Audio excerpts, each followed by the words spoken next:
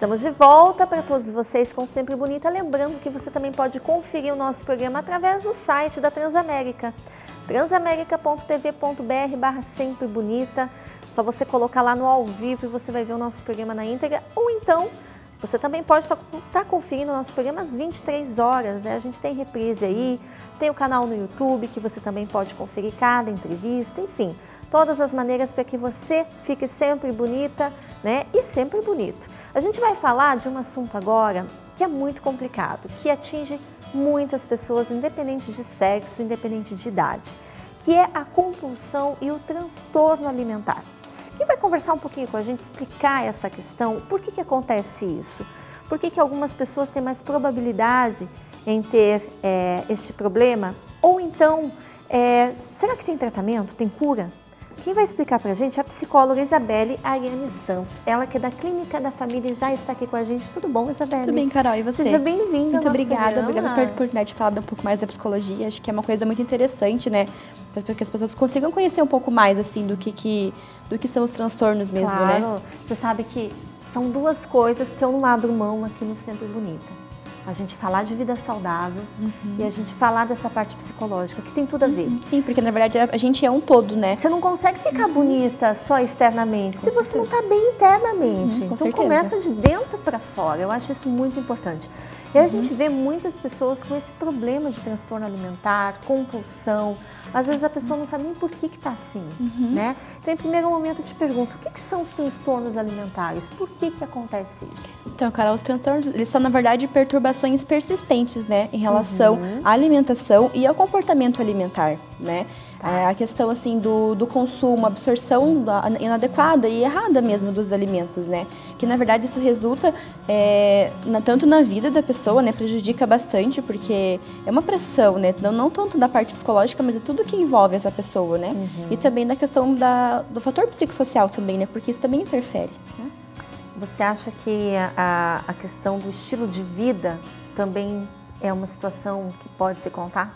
Com certeza, Carol, porque também, na verdade, hoje nós somos seres sociais, né? Então, a sociedade cobra muito essa questão de um padrão de beleza, de um padrão estético, né? E também, não só em relação a isso, mas também a busca por uma vida saudável. Só que, às vezes, as pessoas, elas não têm a dosagem, né? Elas vão ao extremo. Porque o transtorno, na verdade, é uma patologia, né? Que a pessoa não é só uma busca por uma vida saudável, e sim a pessoa não tem a noção do limite que isso como está acontecendo, né? Porque ela tem realmente uma distorção da autoimagem, distorção do que está acontecendo. Então ela busca, e também para a sociedade impor, né, bastante essa questão, tem que estar sempre perfeito, tem que ter o corpo perfeito. A mídia coloca muito isso, muito, né? A mídia, a sociedade, né, busca isso, né? Então, assim, tanto para as pessoas que têm os transtornos, na verdade, que são restritivos, né, da baixa de caloria, quanto as pessoas que têm a compulsão alimentar, porque é difícil, né? Você ter uma ansiedade, tem um monte de coisa que desencadeia. Ansiedade, medos, traumas, tudo isso vai desencadear uma compulsão, né? Na verdade, a compulsão, ela é a compulsão como um todo, que a pessoa coloca para o alimento, né? Na verdade, tem vários tipos de compulsão. Sim. Em que fase da vida das pessoas pode acontecer esses transtornos? Então, na verdade, pode ser em qualquer fase da vida, tanto na infância quanto na adolescência e também na fase adulta, né? Na verdade, a gente divide um pouco na questão da infância, a gente fala que tem alguns transtornos que vão precocemente na infância, né? Que desenvolvem precocemente na infância. Não são tantos ligados, assim, à preocupação com peso, que imagem corporal, isso é menos na infância. Isso é mais característico da fase adulta e da adolescência. Mas também existe, por exemplo, o transtorno restritivo evitativo, né? Criança que não quer comer, que evita os alimentos, isso é um transtorno, né? O transtorno quando a criança, ela ingere... Esses são os mais comuns. São três mais comuns, né? São o restritivo evitativo, que é isso quando a criança não quer comer, evita alimentos, né? E daí também tem o transtorno quando a criança, ela come coisas que não são alimentos, né? Cabelo, roupa, tecido, terra, todas essas coisas que não são nutritivas. Na verdade, não é nem pelo baixo fator calórico, mas sim que não são alimentos mesmo, né? E também isso aqui é importante falar que tem culturas que colocam, por exemplo, comer terra é uma coisa que algumas culturas é espiritual. Não é um transtorno. Que tipo de cultura? Algumas culturas indígenas colocam, na verdade, isso, né? Que tem a comer outros tipos de coisas que eles ingerem que é espiritual. Na verdade, isso não é transtorno, né? Isso é relação à cultura. Mas quando não tem relação com a cultura, é um transtorno. Tem que procurar tratamento, procurar médico, médico, psicólogo, porque isso depois, ao decorrer da vida, pode ser prejudicial para essa pessoa, né? A gente escuta muitos casos assim, nossa, quando você era pequena, você comia terra, né, por exemplo, ou não, quando você era pequena, você comia ponta de sapato, você comia a cara das bonecas, não sei o que. Não acontece, isso chega acontece. a ser um transtorno. Na verdade, isso é quando é persistente, né, quando não é uma coisa esporádica. Quando a gente fala de transtorno, é persistente, é recorrente na pessoa, não é só assim uma coisa eventual, mas sim persistente, né, em todos os transtornos, tanto da infância quanto da fase adulta. Isso, né? Sim, porque na verdade, às vezes, é esporádico, na verdade, você pode corrigir, né, a criança. Mas quando isso se torna muito frequente, tem que investigar o motivo disso que está acontecendo, porque tudo tem uma causa, na verdade, né? Então a gente, e na verdade esses transtornos, eles não tem uma classificação correta, mas na verdade assim, acontecem muito mais em pessoas que têm deficiência intelectual também, né? Então a pessoa não tem muito discernimento da realidade, né? Então também é um fator pra gente se olhar, né? Para pais de pessoas que têm algum tipo de deficiência, também ficar atento a esse tipo de coisa, porque pode prejudicar na vida mais pra frente, né? E também tem mais um transtorno que eu falei que eram 3, né? O último transtorno é de ruminação, também, que é a criança que ingere o alimento e daí regurgita e depois come. Isso também é comum acontecer. Nossa. É bem complicado.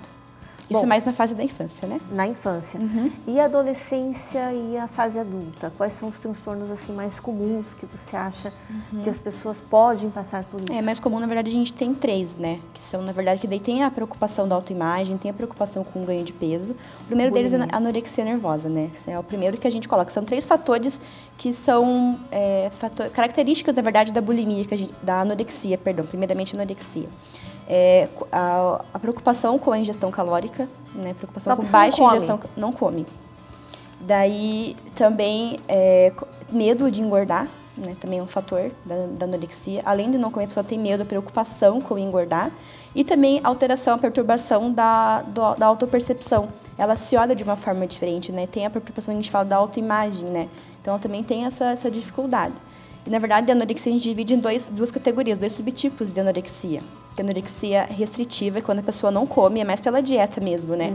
Ela não faz ingestão calórica, sempre baixa ingestão calórica, mais por dietas mesmo. E a ingestão, a anorexia purgativa, que a pessoa usa de laxantes, usa de diuréticos, o vômito autoinduzido, para que ela não tenha ingestão calórica. E também exercício físico bastante exercício físico, para que ela não tenha ingestão nenhuma calórica, né? Então ela se preocupa sempre com a questão de ficar sempre abaixo do peso.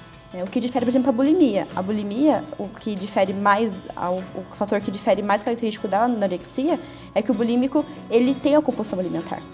Então, a pessoa come bastante. Ela come, mas ela também força... Isso é o segundo critério, Carol. Porque, na verdade, o primeiro critério é ter a compulsão alimentar, né? Episódios de compulsão alimentar. E, por conta disso, ela volta tudo que ela comeu. Ela bate o remorso e ela quer tirar tudo. Isso mesmo. Na verdade, a pessoa, ela, além de fazer o vômito autoinduzido, usa medicamento, usa laxante. Então, assim, ela tem a compulsão, e daí também isso é que o terceiro fator. Ela tem muita culpa por esse comer, né? Então, é um comer, na verdade, é compulsivo, mas a pessoa tem muita culpa por esse comer. Então, por conta disso, para poder também, porque como ela também tem preocupação com a ingestão calórica e com o peso mesmo, ela faz alguns métodos purgativos que a gente chama, né? Os autoinduzidos, que são prejudiciais para a pessoa. É bem complicado porque isso tem um monte de alteração na saúde, né? Imagine como quando fica a parte de estômago dessa pessoa, tudo prejudica, no caso, né? Sim, voltando sempre o alimento, né? E a compulsão alimentar também, que é o último, né, que a gente coloca como principal, o que difere a compulsão alimentar da bulimia é que o compulsivo, ele não força para poder voltar, ele não faz a purgação. Ele só come, né? Muito característico das pessoas que são acima do peso, né? Que, na verdade, assim, pensa, a ansiedade é uma coisa que prejudica muito. A pessoa come ansiosamente, É o que a gente escuta muito. Eu tô ansiosa. Vai lá pra frente da geladeira, taca a comida, não é põe isso? pra dentro, isso mesmo. E aquela pessoa que não consegue comer nada quando está estressada, nervosa, em que ponto ela se coloca aí? Ela não consegue nem tomar água. Na verdade, não, né, é mais que da ansiedade mesmo, né? É um transtorno alimentar, né? Daí a questão da ansiedade mesmo, né? Que tem pessoas que, na verdade, o que a gente fala, a compulsão, por exemplo, várias coisas desencadeiam a compulsão. Mas daí como que a pessoa coloca essa compulsão? Tem gente que coloca no alimento, tem gente que coloca na questão de compras, tem gente que coloca em remédio, rede social. Então, compulsão é um transtorno. E as pessoas, às vezes, dependendo de pessoa para pessoa, elas colocam esse transtorno, isso desencadeia a compulsão em algum tipo de coisa. E o alimentar é muito comum, né? Porque daí é uma coisa que tem fácil acesso. Então, você tem sempre ali o alimento por perto. O que acontece muito no caso da bulimia e da compulsão alimentar, a pessoa tem vergonha, Carol, de comer, por estar comendo assim. Então, ela come escondido, né? Come muito rápido, ela come sozinha, porque ela tem vergonha. E no caso da compulsão alimentar propriamente dita, a pessoa tem depressão, porque é uma coisa que não consegue lidar, né? Isso foi uma coisa bem bacana que você falou, por exemplo, a própria anorexia nervosa. O que acontece, né? Quais são os critérios para isso acontecer? Para a pessoa, de repente, está passando por um estresse muito grande. Então, a gente está entrando num assunto aí que, na verdade, é tudo psicológico mesmo. É o estresse, é o nervoso. Isso. Essas são as causas principais, né, desses problemas. Então, imagine, por exemplo, a nossa sociedade hoje cobra muito mais. Os pais trabalham, as pessoas trabalham muito, as pessoas estão sempre ligadas nos 220, né? O estresse é uma das doenças muito frequentes em consultório. Estresse, ansiedade é uma das queixas muito grandes que a gente tem em consultório. Porque, na verdade, as pessoas não sabem como muito lidar. E, na verdade, também, assim, a questão, eles não têm um pouco de preconceito com a psicologia. Eu vou no psicólogo porque eu sou louco. Não, a pessoa tem que buscar ajuda. Né? Nós somos técnicos, profissionais que sabem como ajudar. E não só, na verdade, psicólogo, médico também, né? Essa questão de transtorno, a gente trabalha sempre em equipe multidisciplinar. Nutricionista. Médico, como fala, endocrinologista, médico psiquiatra, porque, na verdade, também, né, tem a questão dos medicamentos, né? Porque são transtornos, na verdade, né? O nutricionista também, porque a gente tem que tirar a pessoa da crise, né? E fazer com que ela restabeleça a sua vida normal. E isso não é só o psicólogo, não é só o médico, só o nutricionista, é todo mundo junto para poder ajudar essa pessoa que está sofrendo, porque é um sofrimento muito grande, né? Com certeza. A bulimia nervosa também envolve tudo isso que você está falando, os critérios, de repente, de tratamento, é tudo isso que você está dizendo? Isso, na verdade, assim, o que eu falei, na verdade, é para todos os transtornos, né? Todos os transtornos. Porque daí o que a gente tem que ver é sempre o caso a caso. Isso são os critérios mais, assim, gerais, né? Porque, assim, a gente, em consultório, por exemplo, a gente tem que ver o que desencadeia isso, né? Porque, na verdade, isso é só um desencadeamento de algum problema maior. Tem que achar o motivo. Achar a causa. Pode ser traumas, pode ser ansiedade mesmo. Mas a ansiedade, o que causa essa ansiedade? Não é uma coisa, isso na verdade é um aspecto geral, né? Mas a gente pensa que isso são coisas muito complexas. E o ser humano é um ser complexo. Né? Então a gente tem que vir para consultório, a gente tem que ir no médico, tem que fazer o trabalho em equipe para que a gente consiga descobrir o que está causando isso. E não tratar assim só com o remédio, não. Você vai tratar aqui e tomar um remédio, não. Mas e se você ficar sem o remédio, como que vai ser depois?